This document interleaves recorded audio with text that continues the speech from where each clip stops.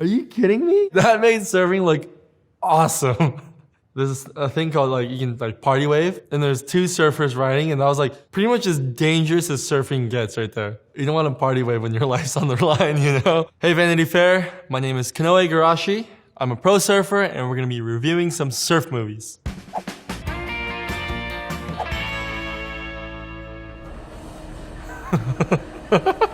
Alright, so right here you can tell she doesn't really know what she's doing. And she looks a little bit unsure when she's paddling and her feet are up. She's not catching the wave. Like, she missed the wave just then. But in this scene, she's actually on the wave. And that wave wasn't that big, actually. That wave was probably like 3 feet, and all of a sudden, this next scene is like 8 feet. It's close enough. Whoa. Is that a double? That's not the same person. The scene of her like paddling into it, you could tell the person didn't know how to surf. And all of a sudden, like, they really knew how to surf on the wave. So I was like, so that must be a stunt double. Oh my God. And then this third scene, she's like one of the best surfers in the world. So it's like, there's 3 different surfers in one scene. Pipe, I was just there like a few hours ago. So yeah, this is actually Pipeline. It's one of the most famous waves in the world. They have some of the biggest surfing events. And this is like the exact scene of like, everyone's so close to the beach. It's like intense. The real Hawaiian scene. Like, I think it's the Volcom House. One of them is Kala, right there in the beanie. I saw him like 8 hours ago, actually. I was just in Hawaii right before this. It's pretty crazy that they incorporated like that real scene in a Hollywood movie. Right here when she's in the barrel, I can't tell if that's real or if that's like green screen, but that's like as good as it gets right there. That's like top-notch pro surfer. Oh, has to hit the reef. Oh, I called it.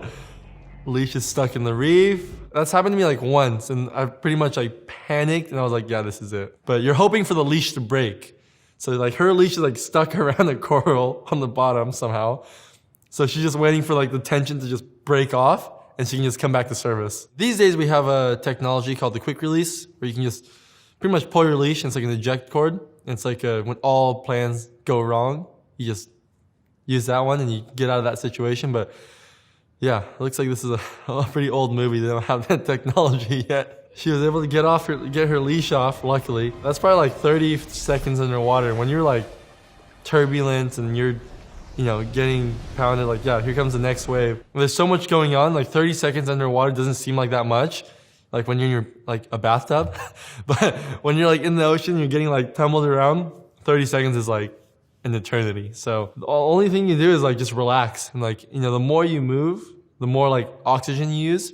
So you just have to like relax all your muscles and be like, all right, I'm just gonna let this pass through. Even me watching it, I feel like I'm like, like losing breath, like watching this. Yeah, I know what she's going through. Even though it's a movie, I'm like, yeah, that sucks. All right, so let's check out one more scene from Blue Crush. It's funny, this is actually Hawaii, because the ocean in Hawaii, the bottom, the sand is like groomed that kind of way too. Hawaii is one of the only places where I've seen that has that kind of sand below. I think Hawaiians have been training like that for forever, I feel like. I mean, I don't know about people behind you like that, but that underwater, like with a rock, it's good cardio training. It's like a stress cardio almost. Like you need to like switch off your mental like anxiety and then like be able to hold your breath for as long as you can underwater. This is like the ultimate surf training, really. This is Point Break, the 2015 remake. I think it's in Tahiti, right? Chopu, yeah, I want to say Raimana was in it because he always talks about this movie. He was like, hey, you see my scene in Point Break? Well, I'm watching it now, Raimana.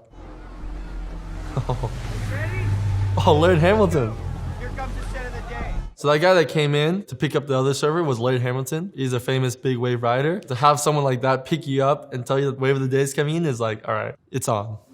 Oh, that's Raimana right there. I don't know what he's driving and what he's doing, but I always stay with him when I go to Tahiti. It's crazy. Chopu, like the scene like in the water is exactly that. Like boats everywhere, people like screaming, like cheering, because you can see like the sets coming from like really far away. That scene was exactly it. It's like the set of the day is coming in, like get on.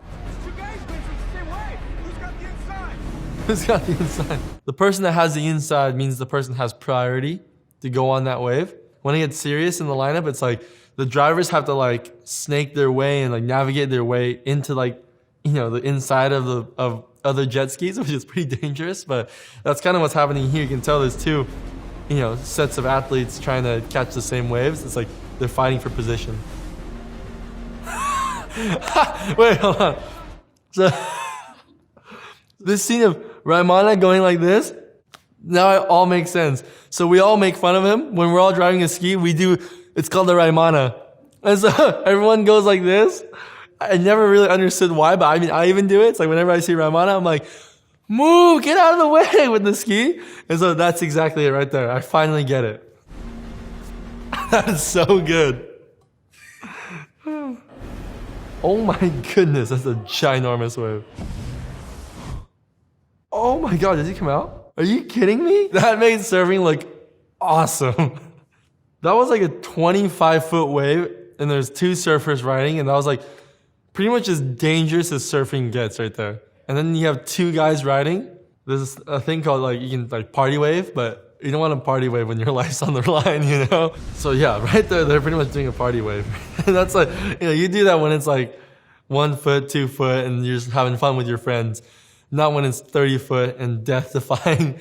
But so pretty much the surfer in the back got their like line cut out by the surfer in the front. Like when you're going and you have like wakes from the other surfer, your line isn't as clean. And so you lose a little bit of speed. And just losing that little bit of speed, you're just mistiming the whole wave.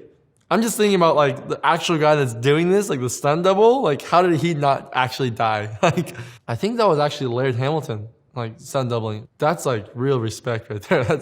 I hope he got paid a lot of money for that, because I don't know how much money I would have to get paid to take a wipeout like that. Dogtown was pretty much the name of the now Venice Beach, and the Z-Boys were the surfers and skaters around that area at the time, where surf and skate was like, that was the thing to do. Yeah, my dad loved this like lifestyle of just like skating and surfing. And my dad was really good friends with Tony Alva. I'd go surf with him and I'd go skate with him, and he'd always like give me skateboards and teach me how to skate pretty much when I was growing up. So like being around that and like actually seeing that like in real life was pretty crazy. And like, you know, obviously it was such a legendary movement. Sick. It's Judgment Day, boys. What did he say? It's Judgment Day? I think because he saw one of their peers like shoot the pier. I think they wanted to shoot the pier too. You broads aren't surfing now. I ain't surfing no sloppy seconds. Working rock patrol mop top. Sloppy seconds are just like, he didn't want to surf the waves when the waves got bad. So they wanted to surf like when the conditions were good. And normally, I'm assuming like when the like all the older guys would go in like out of the water when the waves got bad. And so that's when the kids can go surf. They didn't want to surf the sloppy seconds. They wanted to surf when the conditions were good with the elder guys. Surfing, a lot of times there's like localism, and you can tell that there's like a, you know, the older peers have that like, they're pretty much just owning the lineup, and the lineup is pretty much like the surf break, and you got to earn your right. And so it's pretty much like the younger kids having to like show the respect to the elders to earn their spot to go surf. So in surf terms, you'd call that like, that's sketchy. Sketchy is just like dangerous. Surfing is, you're pretty much just surfing into like poles of concrete, you know? Where I grew up surfing in Huntington Beach, we have a pier as well. I love shitting the pier. It's just something different. I don't know, it's just like a weird feeling. It's just like it's more of like a accomplishment thing. It's like, oh, I just shot the pier. I mean, nowadays it's normal because I've done it so many times. I've hit the pier before, the pylons. Once you get like a little bit too comfortable, you hit it, and it's pretty dangerous. Next up, we have Surf's Up, Cody versus Tank Surf Off. My favorite part of the movie. And I hope the camera's rolling, because you're going to want to watch it over and over and over and over again. It's going to be awesome. And then he wipes out. Yeah. They play it like 10 times.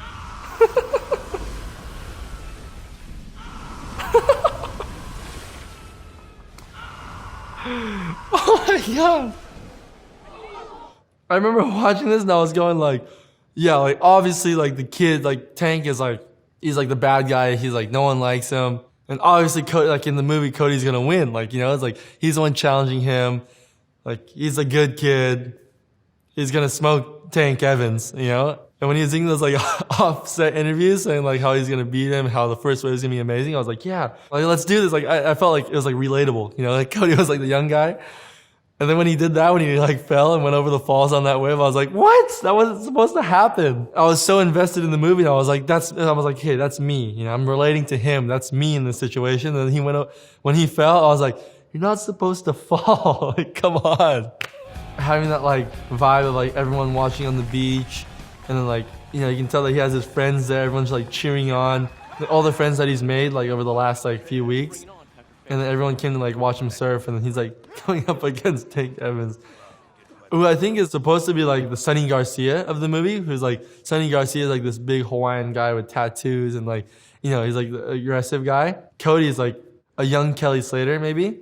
And it's like, you know, having that like challenging scene. It's like, it's real life, you know, like I felt like that when I got on tour, like when I got on the championship tour, when I was 17 and I was going up against like all these guys that are, you know, over 40 years old. I was like, all right, like I gotta like, you know, hold my ground against these older guys, like, you know, talking smack on me. And then, yeah, it's relatable. Like you know, you think you're gonna hold your ground, but then you wipe out and you lose. As funny as it sounds, like I'm a kid at heart. So yeah, I did like, I was like, remember like little scenes, like being 17 and competing like at Hawaii and stuff. And like thinking like, all right, yeah, I'm Cody and that's Tank Evans. Like that's the bad guy. I gotta take on the bad guy. And all my friends are here watching. It's so serious. It's like, that's like the classic angle too. Like it's so well done. And like the way he's paddling and the way his facial, like the way he's like reacting to these waves, it's pretty funny. You feel like in the movie and then you have like Tank Evans like all cocky and like nonchalant.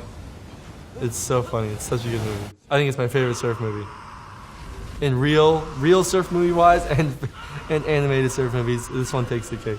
All right, guys, that's it for today. Thanks for watching these surf movies with me. Hopefully we have more of these. There's plenty of more surf movies to watch, and peace out.